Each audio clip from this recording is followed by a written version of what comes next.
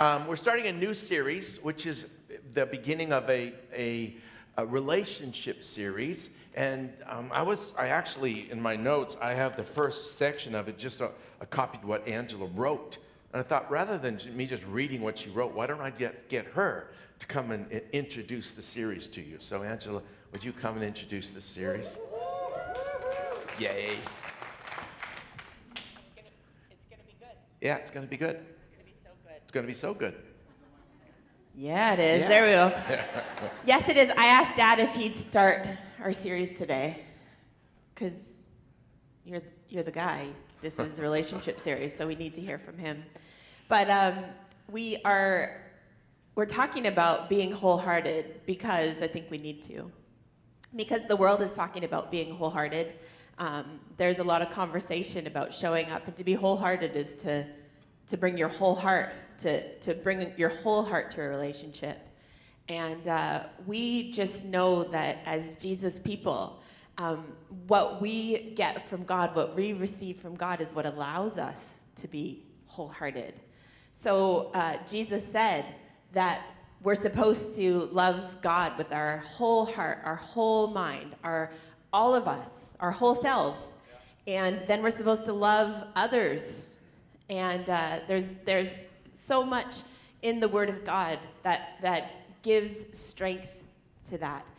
So in order to be wholehearted, that means to love with our whole soul. That means that, and especially when it comes to relationships, we have to show up with our whole attention, with all of our energy. It affects how we respond to stressful situations. It allows us to take down the armor because we know we're fully loved. We know that we love because He first loved us. And for lots of us, that's such a game changer. We need to know it, how loved you are. Because for lots of us, when we're told to love our neighbor as ourselves, maybe we do that to the best of our ability, but if we don't love ourselves at all, then the way we love other people is pretty broken. And so as we study this for the next few weeks, as we, I believe, ask God to do what only He can do in our heart, I see a church that's changed radically from the inside out, not trying to do better or do a better job or be better, but truly changed so that we have flourishing relationships as God So let me wants ask us you, to. because like the Women's Weekend we just had, it really dealt a lot with shame. And you just said people don't love themselves. Is there any other way, or do you think it really, if you don't love yourself, it's because of shame? Because shame is the identity you give yourself that is not lovable. Yeah, we talked a lot about that, all the voices that we hear, the chirping in our mind, and most of our self-talk is negative. So we need to change our mind with receiving what God says about us, how God sees us, how He loved us, as Mia just said, wholeheartedly. And I don't think it's possible to do it without the love of God. Amen. I don't know how you do. All right, thanks, babe. Wow, awesome. So, our journey in the next few weeks is to get to the place where we are actually wholehearted, which means we got all 8 cylinders firing in terms of relationships.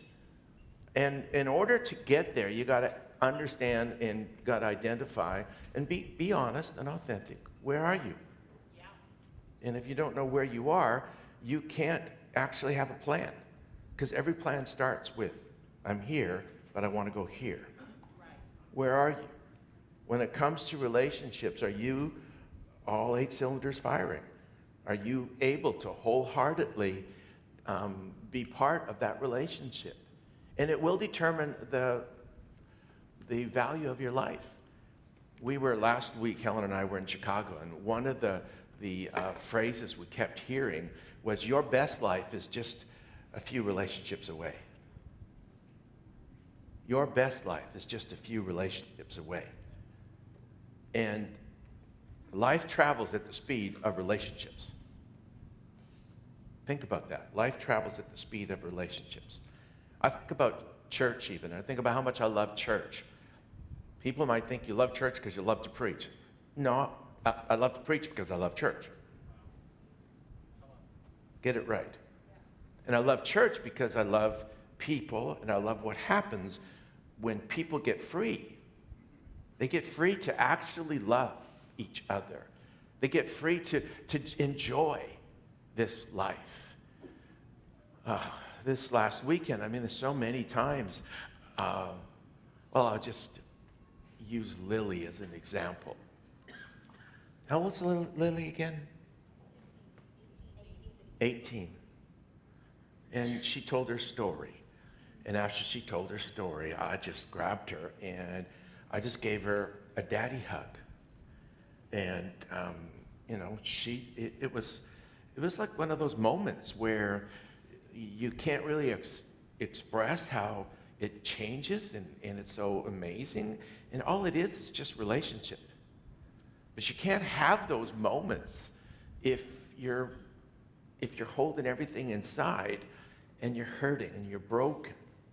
And Jesus came to heal the broken-hearted. And when we do, Wholehearted comes available to us. So what I'm going to do is start this series, and I want to talk about commitment. And commitment is really important. Commitment is that foundation that you build on. Commitment is a muscle. It's not the most attractive muscle, maybe. You know, some of you guys go to the gym. I can notice, you know. Some of you actually look like you go to the gym. And some people go to the gym, because I used to go. I don't go to the gym anymore, but I do exercise. But I used to go to the gym, and I noticed some people that walked in, some guys that walked in, and all they worked on was the showable muscles. It was the show-off muscles, the guns, you know. And they looked like they got it going. But if I took them out on the golf course and we did a little running, you know, let's do what I do, run the course, they would all just probably fold in about 5 holes. Why? Because the guns is not the most important part. If you're going to be in good shape and be able to go the distance in your life, it's the core muscles. Is that not true? The core muscles are the most important part of this physical musculature that you need in order to do life. And commitment is one of those. Commitment is a core muscle. Commitment is not seen. It's not the fancy part. It's not the balloons and confetti part of your relationship. You know, everybody wants the balloons and the confetti part, but you actually need to have the commitment part. And commitment is a muscle. And if you've ever worked out, you don't build muscles without resistance. Right? You know, if you really want to build your muscles, you need some resistance. And it's the heavy lifting that causes those muscles to grow. And the heavy lifting, you know how muscles grow? First of all, there's tearing. Muscles tear, and then they repair. And the repair is stronger than before it was broken, before it tears. Weird, you're trying to use the English language for this. But do you know what I'm talking about? And so if commitment is a muscle, you need to have some resistance, which means you don't know if you're committed until you've had the challenge. The challenge. And the challenge comes. So often we rebuke the challenge. We curse the challenge. And yet recognize there's sometimes people come into your world so that you can get stronger. Do you know that forgiveness is a muscle? And if you're going to forgive, you need to have somebody that has done you wrong.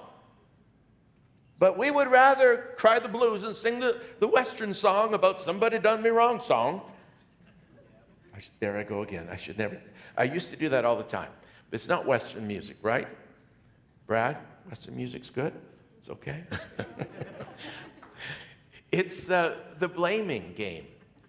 And instead of cursing, recognize it's not about them.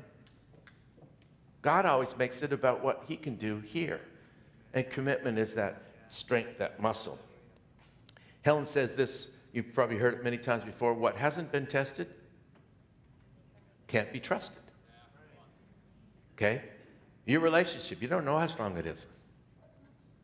In other words, you can't trust it until it's been tested.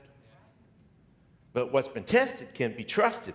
And it actually requires us having the challenge, facing the heavy lifting before we can go that distance. And it's called commitment. The core strength of every relationship is commitment. But commitment isn't about the relationship.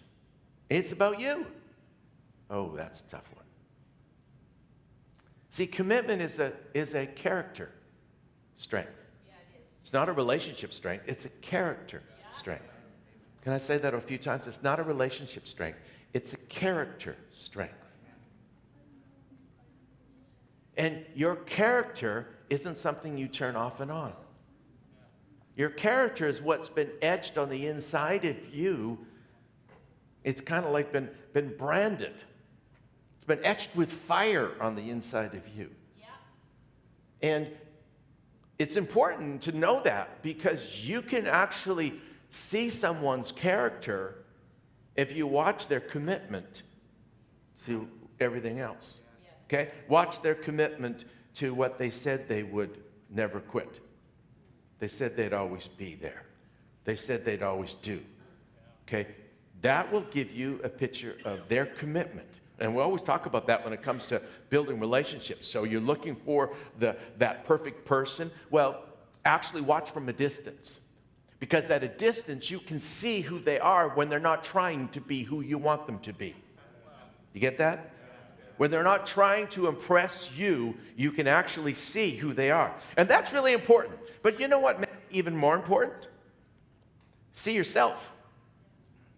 How's your commitment to everything that you said that no one even knows you said, but you know, and God knows? And how's your commitment? How's your character strength? Because if you said you'd be there and you're not, you said that you would go, but it just got tough. Really, it's something that we need to recognize, because again, commitment is a muscle. And if it's not very strong, go to the gym. Okay? Do some workout. You can work with it. If your commitment level, if your commitment, which is character, isn't what you want it to be, you're not cursed. It's information that you need to use to change and to build your life. It is maybe the most important muscle you have. All the guns don't work if you don't have the core. And nothing in relationship works if we don't have commitment. And commitment is, it's not just, Helen and I were talking about this on the way here. Commitment is not just staying there. Commitment's not static. Commitment is dynamic. Love is a heart that moves. Marriage is the greatest commitment between two human beings on the planet. And it's not a commitment to stay there. It's a commitment to love for a lifetime. And love is a heart that moves. So it's a commitment to keep on moving, to keep on pressing, to keep on working, to keep on trying. And you might be at a crazy, difficult place in your relationship. It's like, this is really hard. My word to you is, you're normal. Welcome to the human race. There's no such thing as easy in relationships. Anyone in here that's been in a relationship more than a week, you know what I'm talking about. But it's opportunity for you to work on you. Now again, commitment is not about the relationship, because it takes two people to make a great relationship, and one can blow it up all by themselves. But at the same time, every one of us, God's no respecter of persons. He doesn't have any favorites. Every one of us has opportunity to continually use every circumstance in our life to build us up, to work on me, to work on character, to work on commitment, which is all about me. It's not about relationship. It's about character, who we are. Really, James chapter 1, verse 2 says, count it all joy when the stuff hits the fan. You could use your own language for it. Count it all joy. How do you do that? Count it all joy. To me, you can't count it all joy until you understand this point, this principle, this point. Count it all joy because, wow, I got opportunity. Opportunity to grow, to do some heavy lifting, to change, to become who I want to be.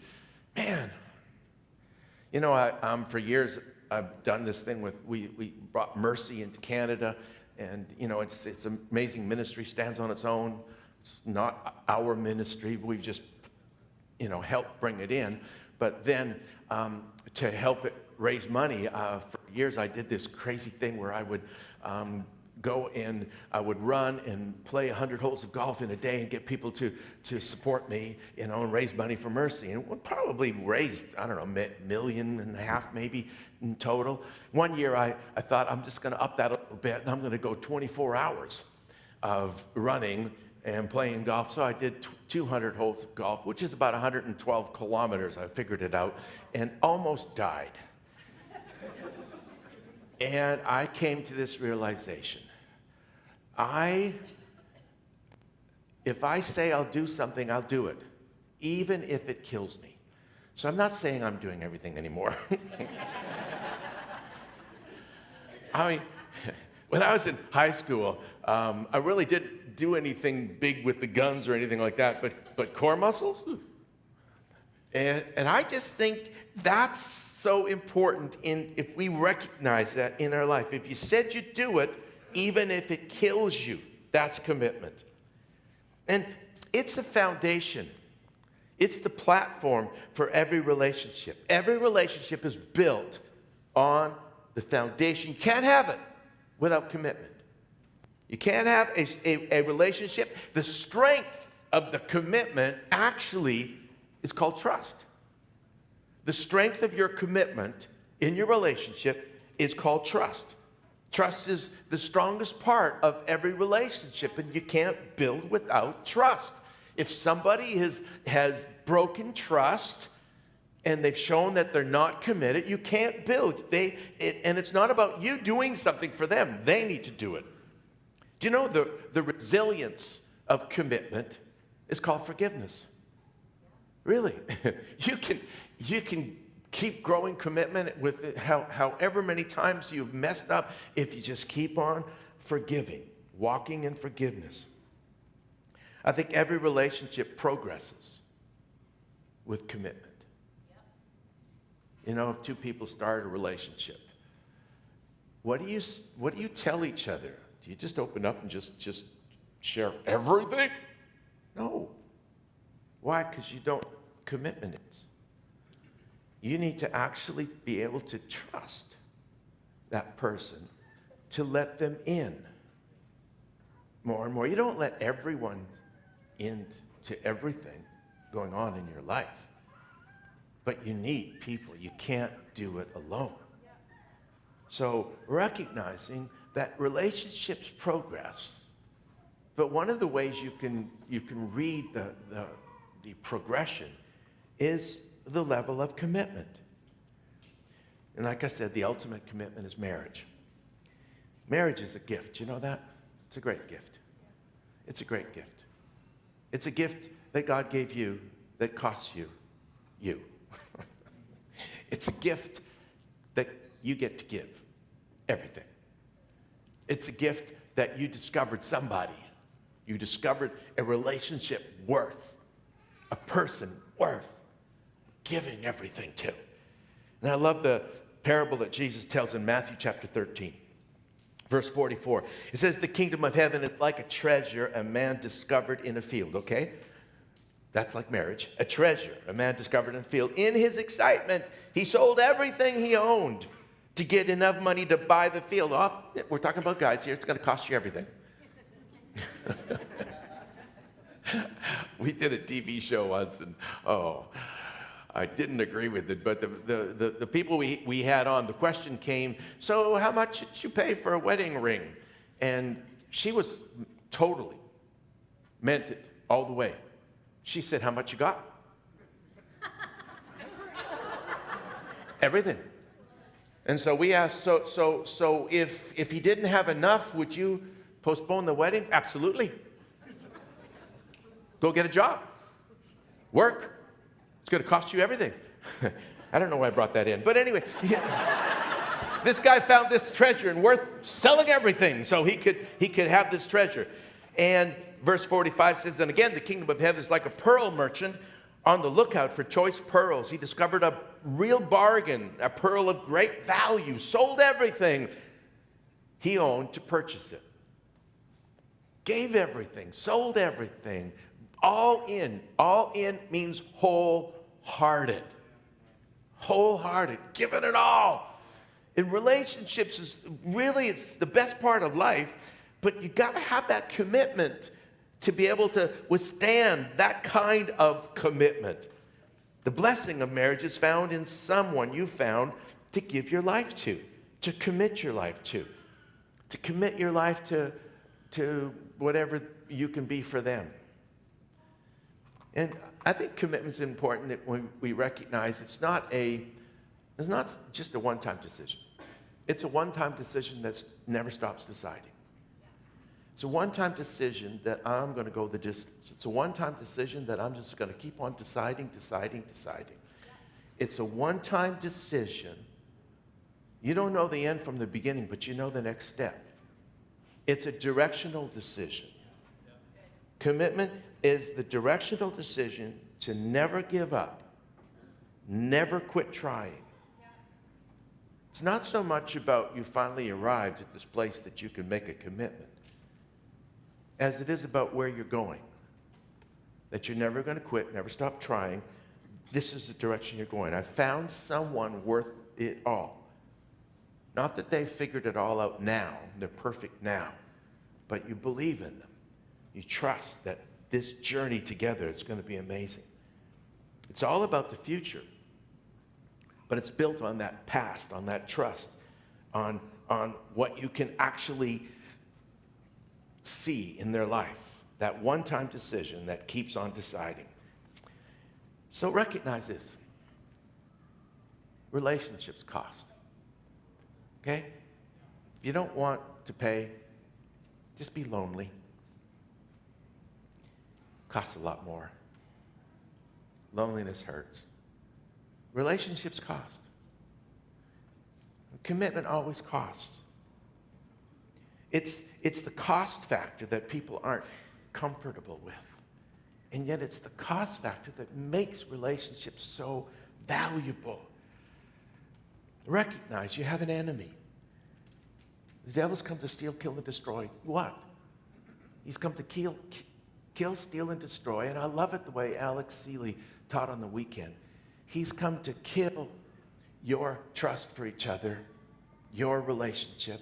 He's come to steal the image of God, which is your relationship. God said, let us make man in our image. Our relationship is his image. That's the thing the devil hates, is your relationship. He's come to destroy that. And so you have an enemy. So that's why it's going to cost you.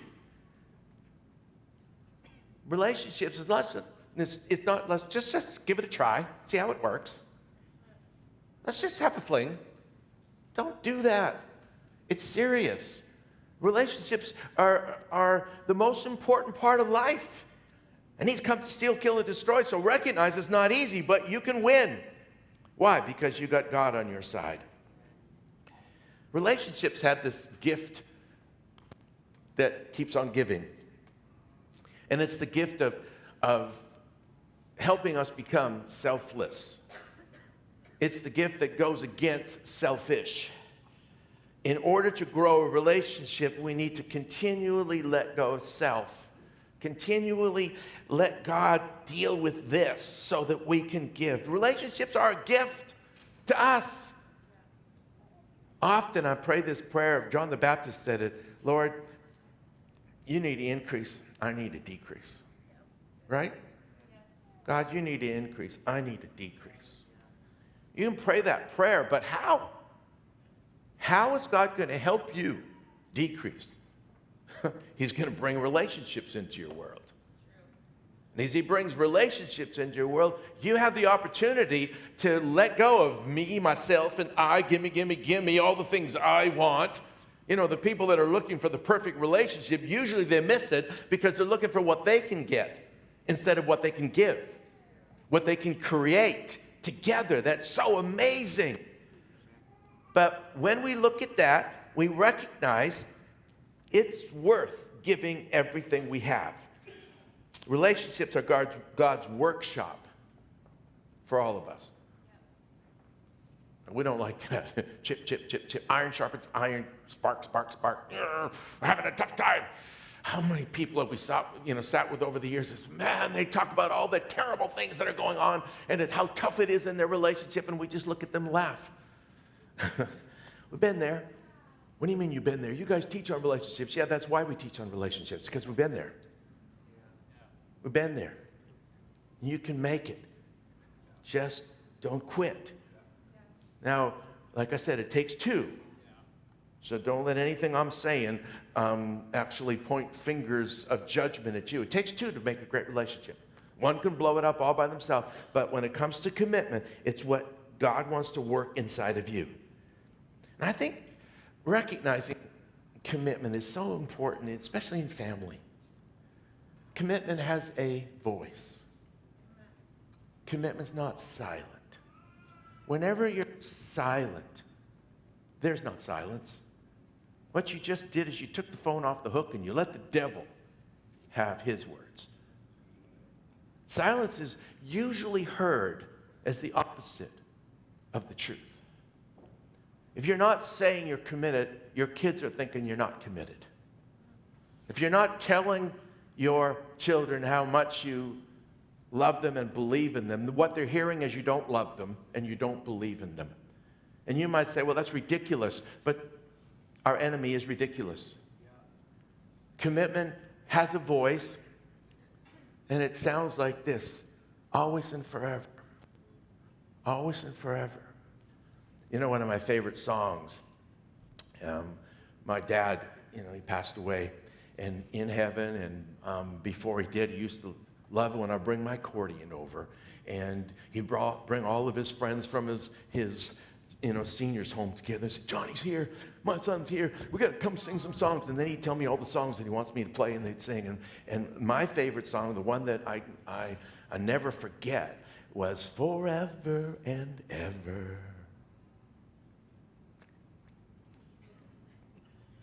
My heart will be yours, sweetheart, forever. I'll wait for you. We both made a promise that we'd never part. Let's seal it with a kiss forever, my sweetheart. I love that. And my mom and dad, they had some really, really tough times. Welcome to the world, human race. But it's not that they didn't quit. There was seasons where, yeah, you could say it was very static. They just didn't quit, didn't give up. But they kept on loving. And commitment has a voice. I love those songs because I love those words. Forever and ever, my heart will be true. Forever is a long time. And if you're going to make a commitment in relationships, you're not just committing to all the nice stuff that you see. You're committing to the baggage that you don't see. Because everyone's got baggage. Everybody's got baggage. Okay? And in marriage, you actually own each other's baggage. So you can't sort of point your finger and say, this is your problem. You've done this. No, it's actually ours now. This baggage you've got with this dangerous whatever, and it, deal with it. It's actually our baggage now. And when you make commitments, you actually bring yourself, your strength, your brains to help that person, to help each other with the stuff that we need to deal with. Life's full of stuff. Really. Life's full of stuff. And like we started talking about the women's conference and how many women got set free. Why? Because of the stuff in here. You can't get rid of this stuff in here by yourself. You need relationship. I love James chapter 5, verse 16. It says, confess your faults one to another that you may be healed. For the effective fervent prayer of the righteous avails much. What's that mean? Well, it means you actually build a relationship that your trust level goes to the place that you can let the wall down. And confess your faults to one another is not about telling them all your sins. It's about letting someone see. You got baggage. We all got baggage. But then once you let that person see baggage, then you can begin healing, which is we pray for each other. We begin to help each other down this road. And the only healing ever comes is from Jesus anyway. But we get to actually help someone because so many people, we do this world not wholehearted, sometimes not even yet half-hearted. It's just like a little piece of our heart. And most of it we just hang on in here. And this series is all about getting wholehearted. And it really does require relationships. It requires it, and it's the result of it is relationships. And last of all, let me just say commitment requires a plan. Okay? Over the years, I can't tell you how many times I get so frustrated with so many people have so many things they've hurt, and they don't want this, and they don't want this, and then I don't want to ever do that again. I'm so messed up, and we've made such a mess of our life. And my question to them, so what's your plan? I don't know. I just don't want this to happen again. It will, unless you have a plan. Unless you have a plan, it's going to be worse than it was. Really, plan is so important. And if you're going to have commitment, if you're going to have that core strength in your life, we need to have a plan. And if you're in a relationship, you need to have a plan.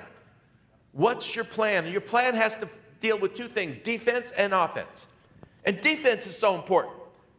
A lot of people just want to play offense, but defense allows you to play offense. And defense in a relationship is the things you won't do, the things you won't say, the boundaries that you put in place that actually allow yourself to play offense.